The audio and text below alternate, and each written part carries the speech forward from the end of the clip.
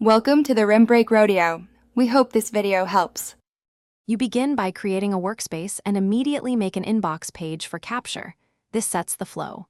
Next, add a simple projects database with a few properties, status, due, and tags so you can filter later.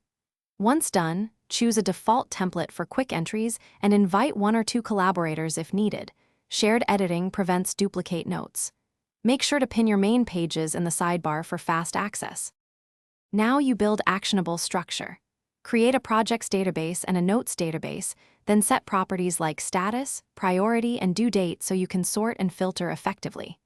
Create multiple views, a board for workflow, calendar for deadlines, and a filtered table for focus. Once done, relate notes to projects using relation and add roll-ups to surface summaries.